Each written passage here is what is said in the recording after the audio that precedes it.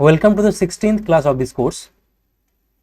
Let me first give a brief recap, okay, of whatever we have done till now. So we started with the Legendre differential equation. This is the Legendre differential equation, and depending on each values, natural values of L, natural number values of L, that is 0 for L equals to 0, 1, 2, 3, we got different Legendre polynomials as a solution of this Legendre differential equation. Okay, and then we found that using this Rodriguez formula also, this Legendre polynomials can be derived. Okay, the same polynomials can be derived, and then we showed that these Legendre polynomials, these are orthogonal. Okay, so it basically means that this dot product of two different Legendre polynomials, that is when L not is equals to n, in that case the dot product will be, that means the integration, this integration is basically the analogous to the dot product, and it will be 0. And if L equals to n, in that case it is non-zero and its value is 2 divided by 12 plus 1. So these PLs, these are not normalized. Okay, so if we want to normalize it, then we need to divide it by square root of this number. This is the normalization factor, and as a result of this, as a result of the fact that those Legendre polynomials are orthogonal to each other, we can construct an infinite dimensional basis using this Legendre polynomials, and any functions, any well-behaved functions from -1 to 1. If I take any function, any well-behaved function, in that case it can be written as a linear combination of these Legendre polynomials. Okay, this Cn, Pn x, n equals to 0 to infinity. This is what we call the Legendre series. Okay, so up to this we discussed in the last class. Okay, so now let me start with associated Legendre functions. Okay, so first I will write down the associated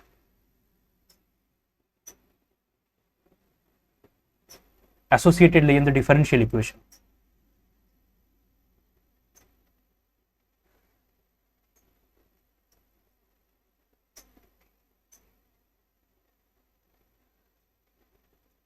Associated Legendre differential equation.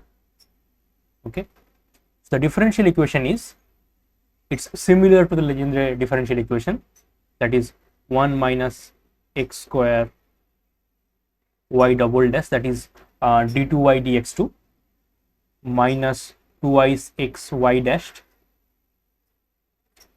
plus L into L plus 1. Okay, so up to here, up to this point, it is basically similar to Legendre differential equation, but at this term there is some changes, so there will be m square divided by 1 minus x square and times y. Okay, provided that this m square less than equals to L square. Okay, so it's basically m can take, depending on a value, some value of L, m can take values like minus L, minus L plus 1, comma dot dot dot plus L up to plus L. Okay, these are the values m can take. So why such kind of restrictions on m? It's because when we will apply it, so I will show you the application at some time.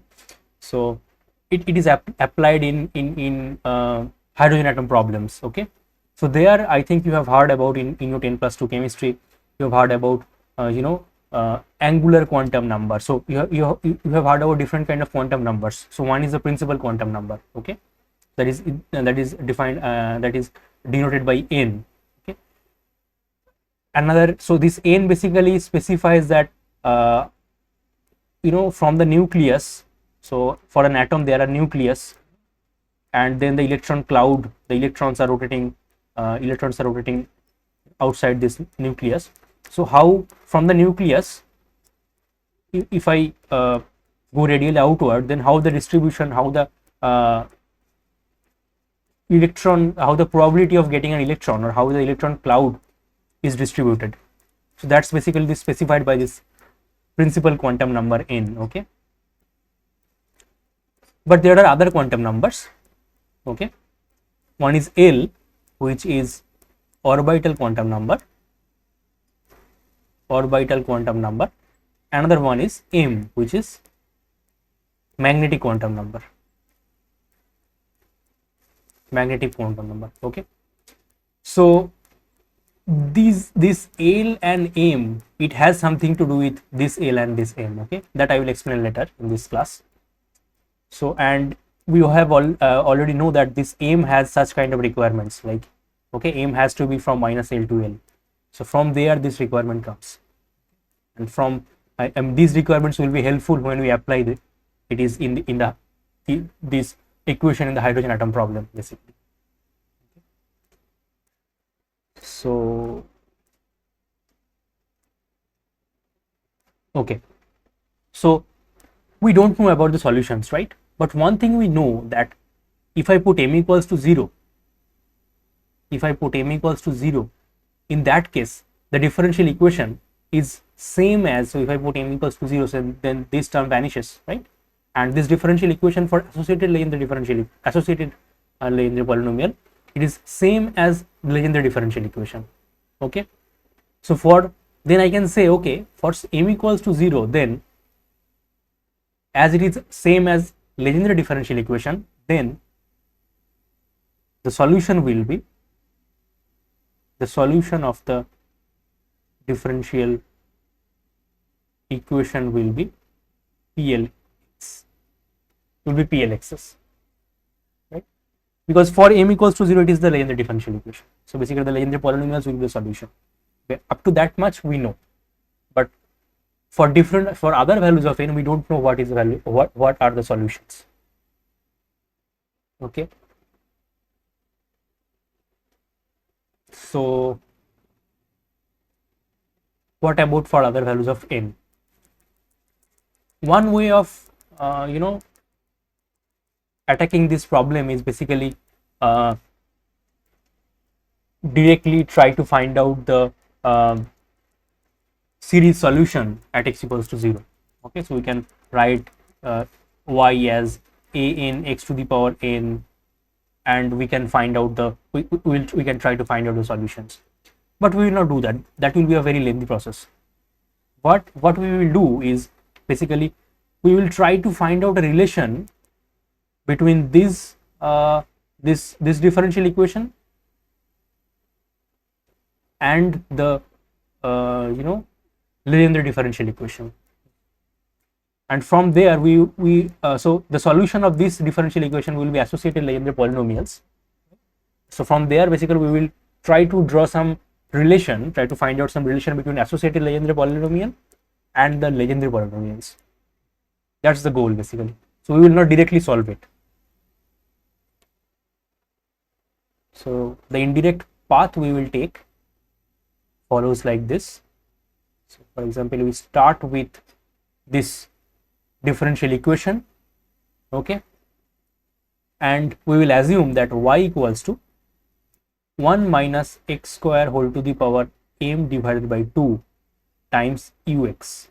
Okay, u is some function of x, and how, so this is just a variable change of variable, and now I will replace this y in this differential equation, and as an homework what you are asked to prove is basically this associated Legendre differential equation here. If I replace it by this, so if I, instead of y, I use this expression, okay, and this y dashed and this y double dashed will be modified accordingly. Okay, that's 10 plus 2 calculus. I think you will be able to do it. So it's basically the equation becomes 1 minus x square u double dashed minus 2i's m plus 1 x u dashed plus l into l plus 1 minus m into m plus 1 times u equals to 0. Okay, So let me call this equation 1. Let me call this Legendre differential equation as equation 1. Let me call it this associated Legendre differential equation as equation 2. And let me call this differential equation after this variable change, let me call it equation 3. Okay. Now another homework is differentiate it. Differentiate the whole equation.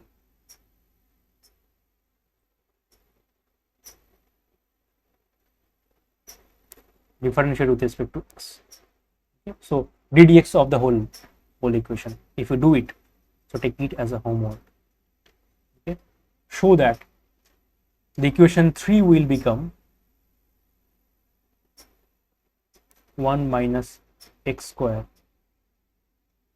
u dash of double dash. That means it is basically u triple dash, that is d3u dx3. Okay, minus twice m plus 1 x times u dash of dash, that means double derivative of u, that is d2u dx2. Okay, plus l into l plus 1 minus m plus 1 times m plus 2 u dashed equals to 0. Okay. This is equation 4. Okay. So equation 3 is nothing but associated Legendre differential equation with just a variable change. Okay, and equation, so this is actually associated Legendre differential equation. This is associated Legendre differential equation. Okay, with a different variable, the variable u. So u is related to y like this, but this is not associated. This is not associated Legendre differential equation. This is the derivative of it. Okay, fine. Now let's look at these two equations very carefully. So you can see that here in this equation 4, okay, in this equation 4, if I replace u dashed by u and if I replace m plus 1 by m, in that case this equation becomes this equation, right? So you just replace u dashed by u and m plus 1 by m, so then this will be m, this will be u, this will be u. Okay, this term will be u, this term will be u, this term will be m, and this term will be m, and this term will be m plus 1. So it basically looks like equation 3, and this will be u. Okay, so in that case what I can write is basically, if, okay, here pay concentration, if ux is a solution of equation 3 for m, okay, then u dashed x is also a solution of equation 3 for m plus 1. Okay, from here I can write it. It is because if ux is a solution, let's say ux is a solution of equation 3, in that case if I do u dash x and then replace this m plus 1 by m, then equation 4 just becomes equation 3, right? So then u dash x will also be a solution for m plus 1. So here m is just m plus 1. Okay, so let me repeat the argument again. So we got this equation 3 by doing a variable change. So the variable change is this, okay, from associated Legendre differential equation, and then we differentiated the equation with respect to x, and we got this equation, equation 4, right? And now if you look carefully, in equation 4, if I replace u dashed by u and m plus 1 by m, then basically equation 4 looks like equation 3. Okay, so for m, so then I can say for m, if u is the solution of equation 3, that is obvious, right? U is the solution of equation 3 for m. So then for m plus 1, u dash is the solution for equation 3, because for m plus 1, if I consider m plus 1 as m and u dash as u, then this equation 4 just actually becomes equation 3, right? So then if m is a solution, if for m u is a solution for equation 3, then for m plus 1 u dash is the solution for equation 3. That means for m plus 1 also u dash will be a solution. Now let me start with what we already know. Okay, so we know that for m equals to 0, if I put m equals to 0, okay, so if I put m equals to 0, in that case equation 3, or basically this y will be basically ux if I put m equals to 0, so then this factor will be 1, right? So in that case for m equals to 0, ux will be y, and for m equals to 0, this y is basically a solution of Legendre differential equation, because if I put m equals to 0 here, this becomes Legendre differential equation. Okay, so for m equals to 0, y is plx and y equals to ux, right? That means ux is also plx, right? So for m equals to 0, we know that ux for m equals to 0 is plx, right? And now what does this statement says? That if ux is a solution for m, then u dash x is also a solution for equation 3 for m plus 1, right? That means for m equals to 1, a new solution for m equals to 1 ux, which will be u dash x when m equals to 0. So it will be u dash x at m equals to 0. That's what this statement says, that if this, that is ux, is a solution for m equals to 0 for some m, for example m equals to 0, then u dash x, the same u dash x, that means this dashed of this, which is this, so this is also a solution for m plus 1, that is m equals to 1, right? So actually for m equals to 1, we already got the solution if we start with m equals to 0. Okay, so it means, which is nothing but p dashed lx. Okay, and similarly if I follow this pattern, so basically for m equals to 2, it will be like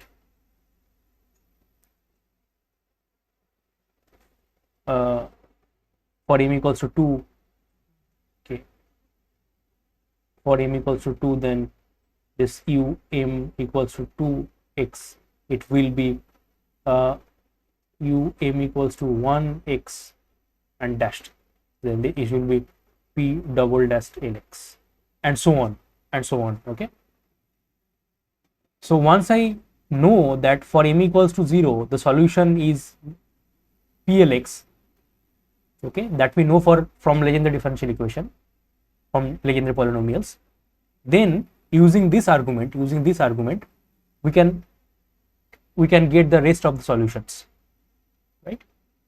Okay, so this is ux we are getting. Okay, this is the ux we are getting. This is not the y. Okay, y is actual solution of this associated Legendre differential equation. U is a transformed version of that. So to get y, so I mean I can generalize this u. So u is basically, then u m x will be basically d m dx m of plx.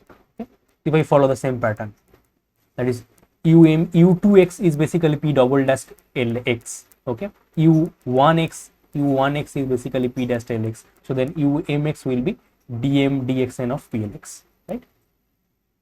Just following the pattern. And similarly, y will be, solution will be then for y which will be specified by m and l. Okay. So this will be then 1 minus x square to the power m by 2 times u. Okay, it is 1 minus x square to the power m by 2 times um, or the solution, that is for m and l, u will be dm dxm of plx. Okay, and this whole solution, so this is the solution of this associated Legendre differential equation, and this is what we call the associated Legendre functions, and that is denoted by plm. Okay, so here two constant we need to specify, one is l and another is, two parameter we need to specify, one is l, another is m. Okay, so if I specify l and m, so in that case for each l and m, the solution will be 1 minus x square whole to the power m by 2 times dm dxm of plx. Okay.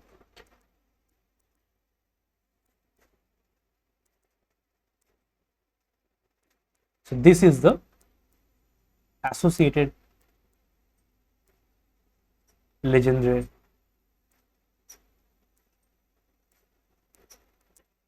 functions, okay, in terms of Legendre functions or Legendre polynomials. Okay,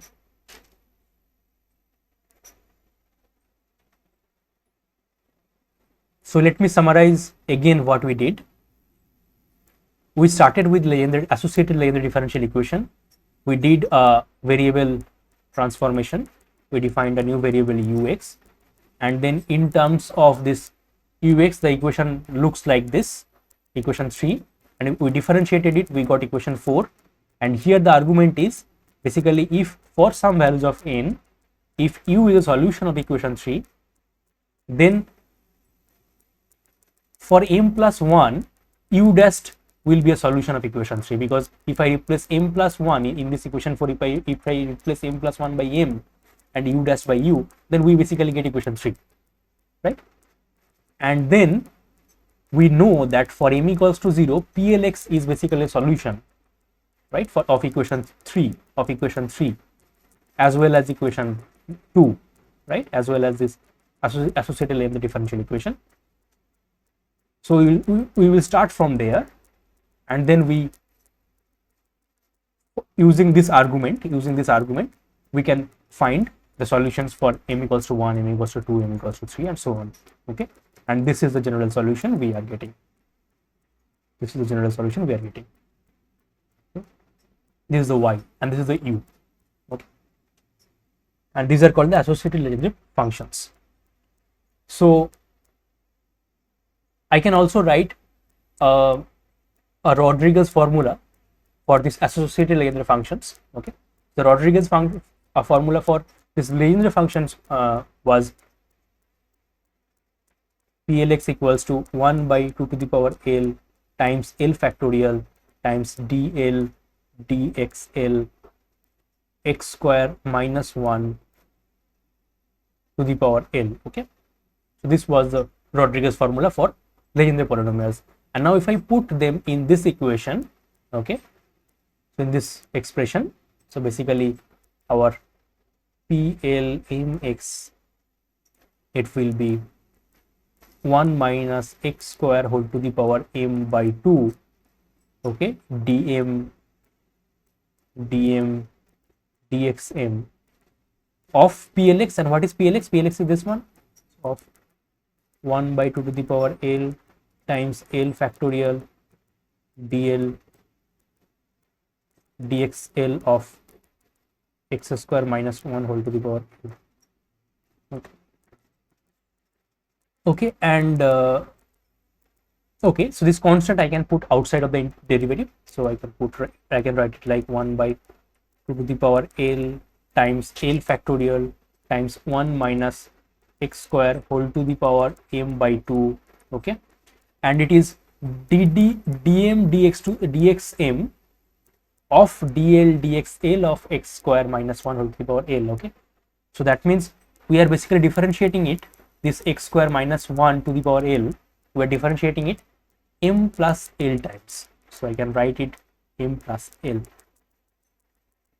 dx m plus L of x square plus, sorry, x square minus 1 to the power L. So this is now our Rodriguez formula for associated Legendre functions.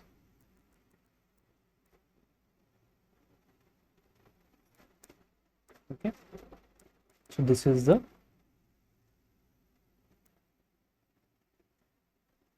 Rodriguez formula for associated Legendre functions. Okay, so this Rodriguez formula for Legendre functions that we already derived, in some previous lecture. So if you can't remember, please check that. Okay, so next I will show you some application. Okay, before going to the application, another homework for you. Okay. Homework is using the Rodriguez formula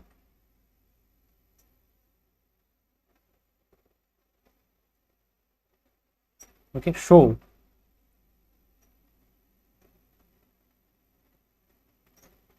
P00x, okay, that is L equals to 0 and m equals to 0, which is basically, so for m equals to 0 it is basically for m equals to 0 P L, so what I'm trying to say is PL0x is nothing but PLX, because if I write m equals to 0, then this associated Legendre differential equation, it basically boils down to Legendre differential equation.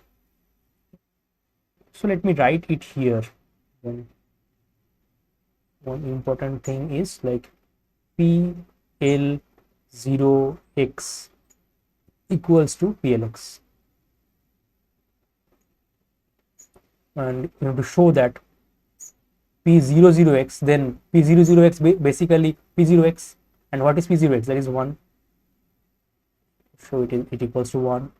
Then P10x, which is nothing but P1x, right?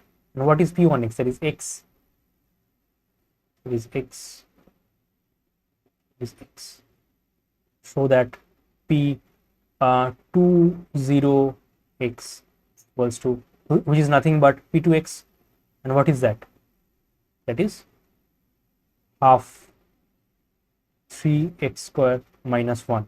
Okay, along with these three, also show that P11x equals to root under 1 minus x square. Okay, and P21x equals to 3x root under 1 minus x square. P22x equals to 3 times 1 minus x square, and so on. Okay. You can also find P30x, what will be the value.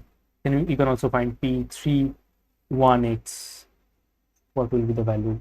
P32x, what will be the value. P33x, what will be the value. Using this Rodriguez formula for associated Legendre polynomials.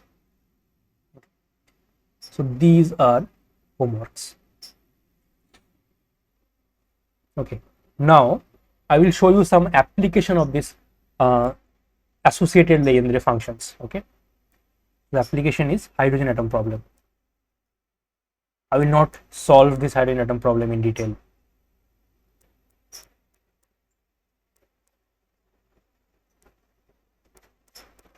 If you want to know the solution in detail, so the reference is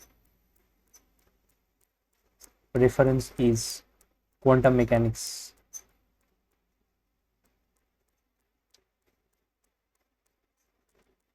You can follow any quantum mechanics book, but the good reference will be Quantum Mechanics by Griffiths. Okay, chapter 4. For second edition.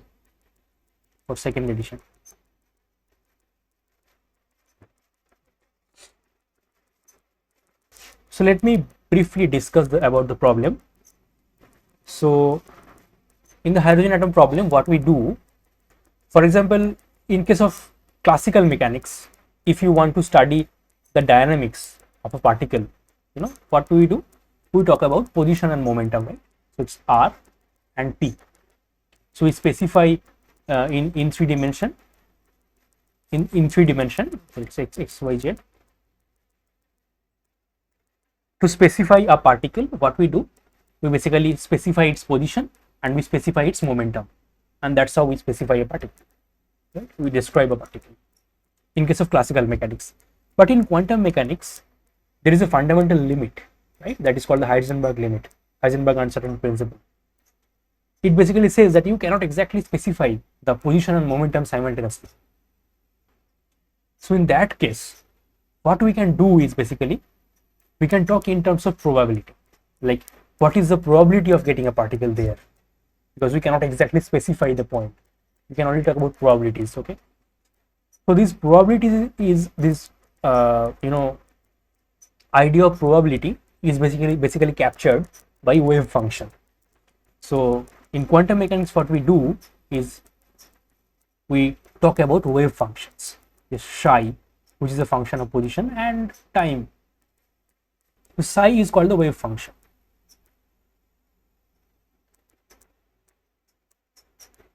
And this wave function is directly associated to the probability, and it is like the probability of finding a particle, if that is P at time R and T, then it is defined by mod of psi square.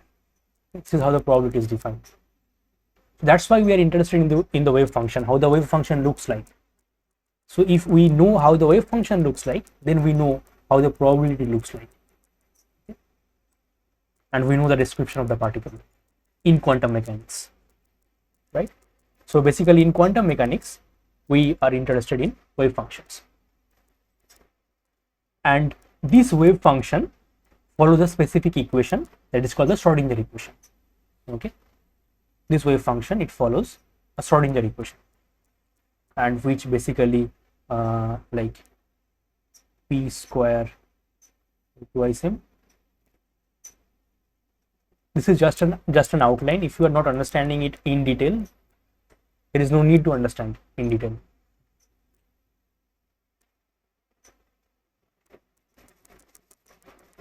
This V is the potential energy, this is the potential energy, this is the kinetic energy. Okay, so p square by 2m, and this p and v, these are all operators in quantum mechanics, but I am not going in why these are operators and all. I will not discuss that here. Yeah, those are not needed also. It's R and T. R is a vector. And psi is a wave function. So this psi follows this differential equation. Okay, this equation P will be some differential with respect to x. Okay, then it is basically minus, sorry, I h cut del t psi of r t. Okay, this is the Schrodinger equation. So this psi follows the Schrodinger equation, and to know this wave function, so our goal is to find this wave function. So it's to know this wave function, we solve the equation, and for that we need to know how the potential looks like. So for different problem, there will be different kind of potentials, And here I am talking about hydrogen atom problem, so there will be electrostatic potential for that. So for hydrogen atom problem, there in the nucleus there is one positive charge present, there is one proton charge, one proton present, and the electron is, you know, outside the nucleus, so there will be one electron. So now the psi basically will describe how the electron cloud looks like. You know, this is r vector, is the position vector. So this r basically x, y, z in case of Cartesian coordinate. In case of spherical polar coordinate, it is r, theta, phi, and so on. So it's a r vector. Okay, it's a position in 3D. So depending on the potential, so for hydrogen atom problem, we will specify a particular kind of potential, okay, that is electrostatic potential, and we will solve it, and we solve for the psi, okay, and we will write psi. So if I remove the time part, then we will solve this psi at a particular time. For example, we want to know the position, we want to know the wave function at some position, okay. So at some r, or at some xyz, at some xyz, or at some r theta phi, at some r theta phi. So why we are explicitly talking about this r theta phi? It's because of this spherical symmetry. Because of the spherical symmetry around this nucleus, it's easier to solve the hydrogen atom problem in this r theta phi coordinate. And how this coordinate looks like, it is basically, let's say this is your xyz, xyz axis, okay. And so it is basically, let's say it's a sphere of, we remove it for the time being.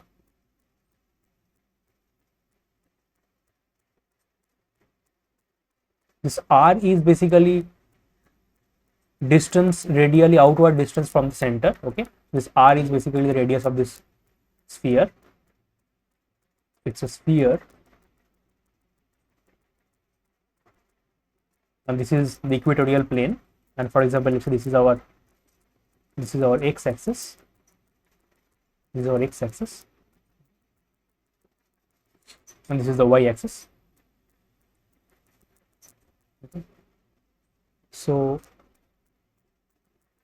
an r vector will be looking like this. This is r vector. And what is this r scalar? Which is just the magnitude of the distance. Okay, for example, we are talking about a point here. So in that case, it is specified by the radially outward distance, that is r, distance from center, how much angle from this z axis, that is defined by this theta coordinate, and if I project it on this xy plane, then what is the angle here with respect to x-axis? This is the phi angle. So if I specify these three parameters, then we basically specify any point in this three-dimensional coordinate, in this three-dimensional space.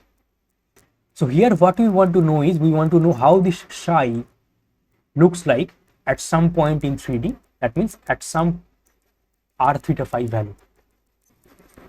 And for that, the standard method is to write this psi r theta phi as a function r, which is a function of only this small r, times a function capital theta, which is only function of the small theta, and a function capital phi, which is also only a function of the small phi. Okay. This method is called the separation of variable. It's a very standard method, and I will not discuss how these are done and how the solution, how to get the solution and all. What I will say that, okay, if I replace this psi by these three as a multiplication of these three functions, in that case I will get, and I put it in this equation, in this Schrodinger equation, then I will get three different equations. One equation will be for r, one equation will be for theta, and another equation will be for phi. So one equation will basically says you tells me how this psi changes as a function of r. Another equation will tell me how the electron cloud basically changes as a function of theta, and another equation will tell me how the electron cloud is distributed as a function of phi. So if we change phi, how the electron cloud distribution will change. So this theta equation, it basically takes a form like this. Theta equation it basically takes a form like 1 by sine theta dd theta of sine theta d capital theta d theta plus L into L plus 1 minus m square divided by sine square theta times capital theta equals to 0. And our goal is to find out this capital theta. This capital theta will tell us about the theta dependence of the electron cloud. And if you modify a little bit this equation by considering x equals to cos theta, in that case dx d theta will be nothing but minus sine theta, and dd theta and this dd theta can be written as d theta dx d theta times ddx. This is the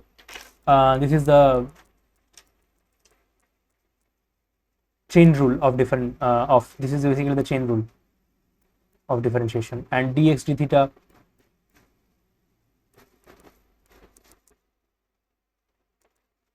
can be written as minus sine theta ddx. And now if I replace this dd theta in this equation, if I replace this dd theta by this expression, then it will be basically okay, so it will be ddx. So this if I replace this dd theta, then there will be a minus sine theta, and the sine theta here also present, so they will cancel each other. So we are basically left with ddx with a minus sign, but this minus sign will get cancelled when we we will replace this dd theta. So that's why I'm not writing this minus sign, which is basically times, okay, the sine theta is there, times ddx, and there will be another sine theta.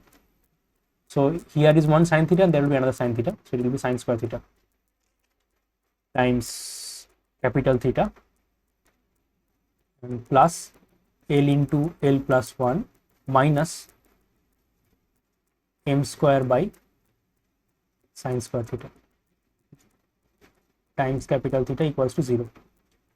And now instead of sine square theta, if I write it as 1 minus cos square theta, then the equation looks like ddx of 1 minus x square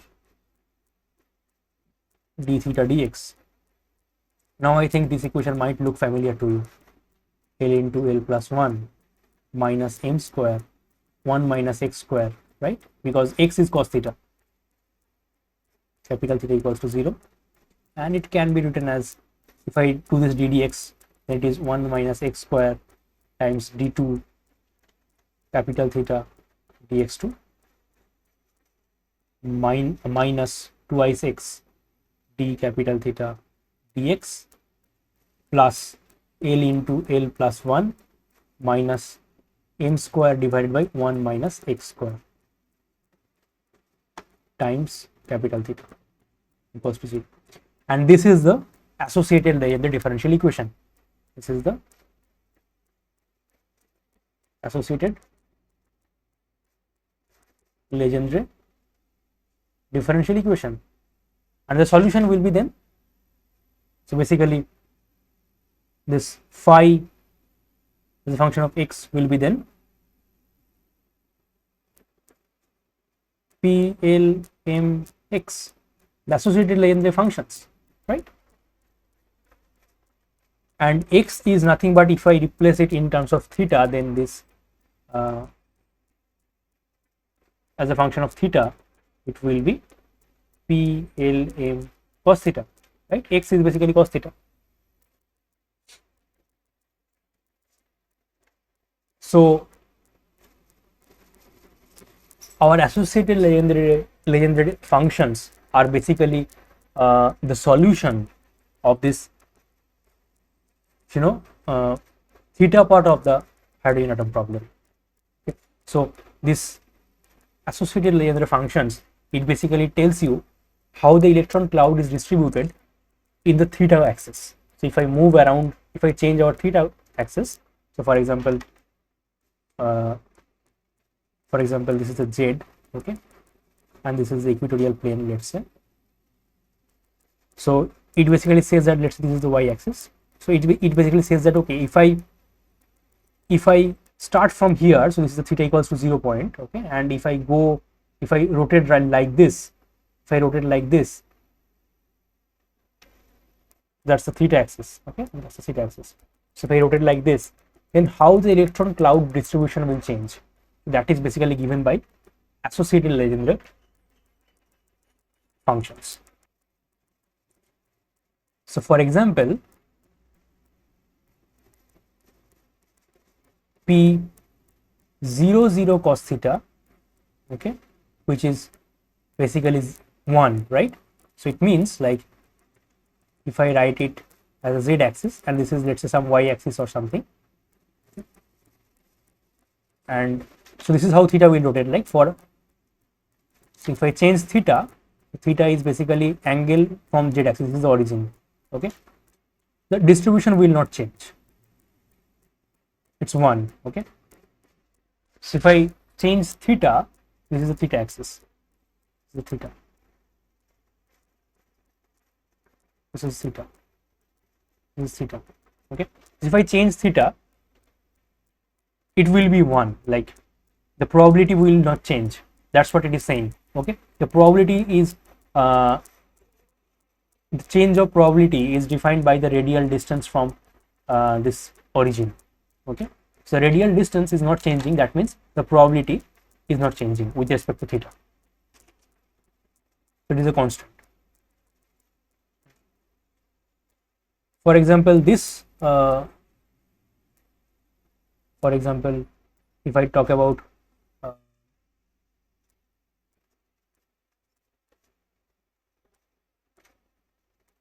so this is basically okay, this is basically S, this is basically S orbit, okay. For example, if I talk about p10 cos theta, okay, which is equals to x, right? So that will look like, I plot it, and sorry, x is basically p10x is x, right? p10x is x, okay, and p10 cos theta will be cos theta, then cos theta will be cos theta, okay. So if I plot it, this is the z axis, okay, and if I start from here, so at theta equals to 0, this is theta equals to 0, at theta equals to 0, this associated Legendre function is basically 1, right? At theta equals to 0, cos theta is 1, so it is 1, it starts from 1, and at theta equals to, so as theta increases, this cos theta will decrease, so cos theta will decrease means the radial distance from the center will decrease, and at theta equals to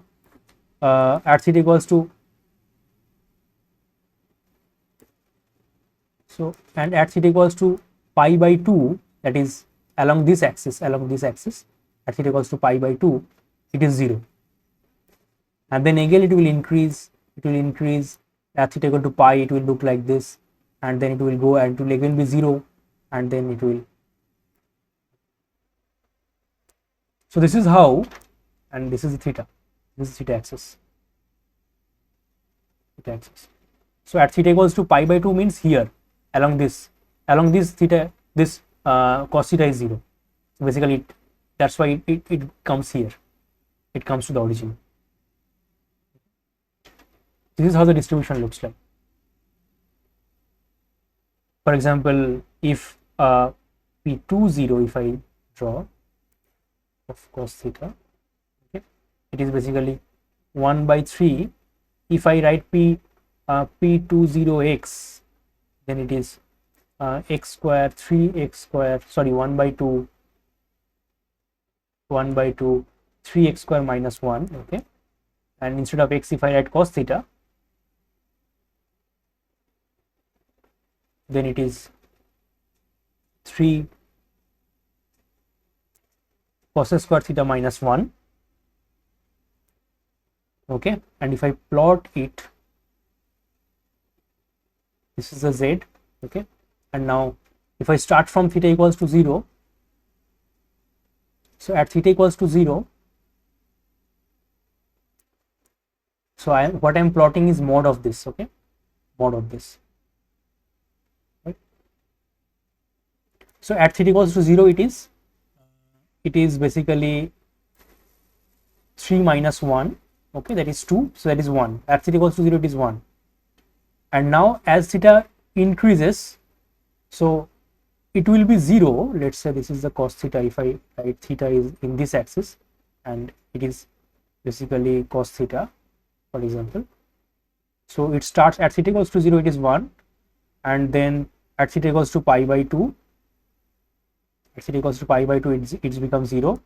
Then here it becomes negative,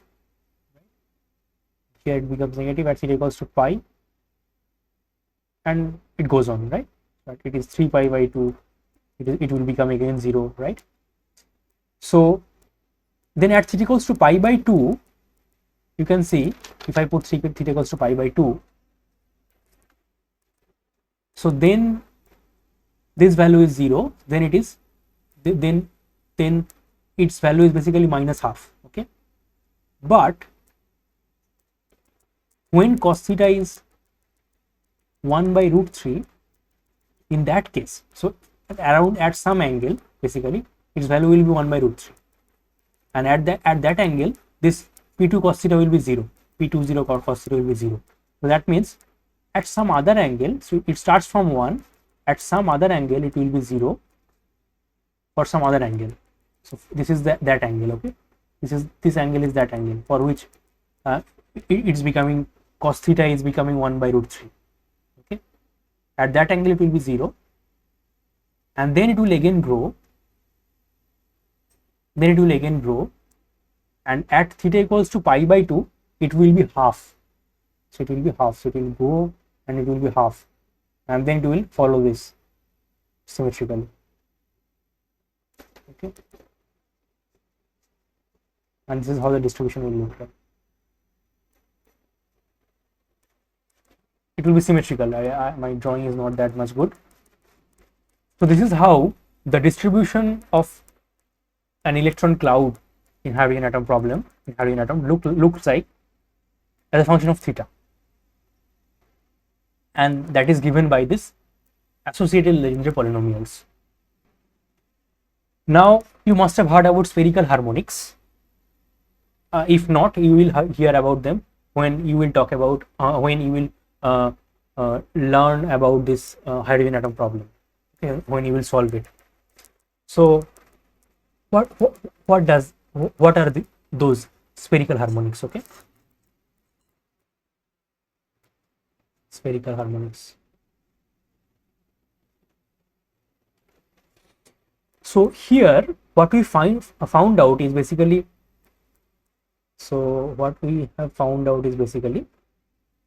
this capital theta, okay.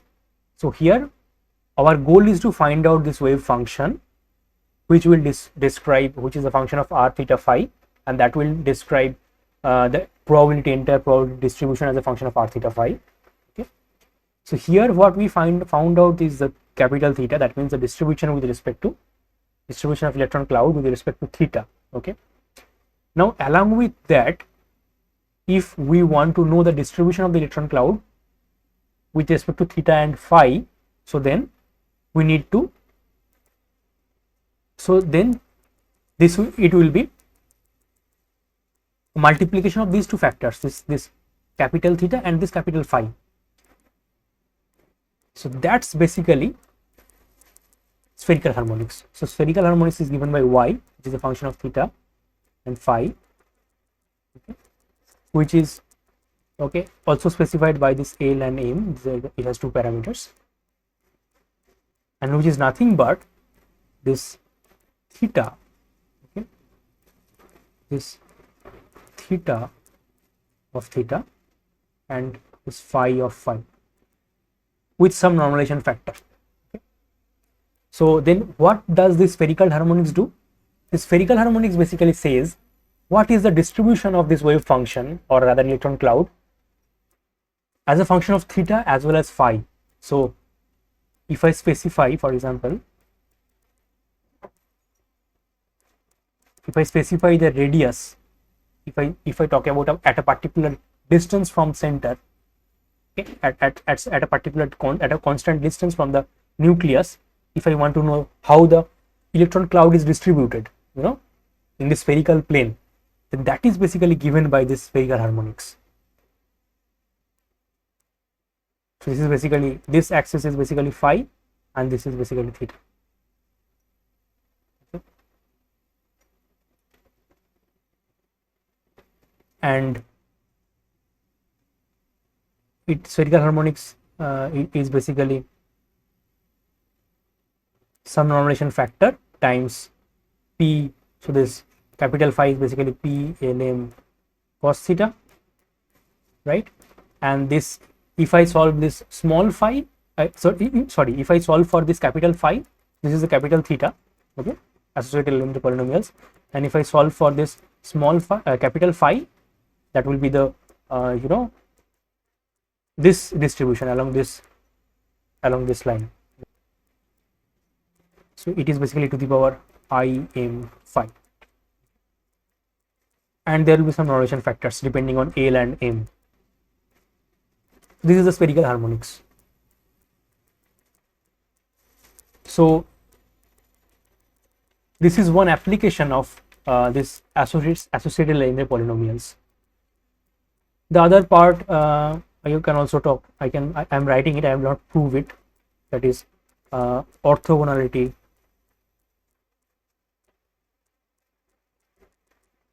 of associated Legendre polynomials. So it basically says that for each m, that means if we keep the m fixed, the functions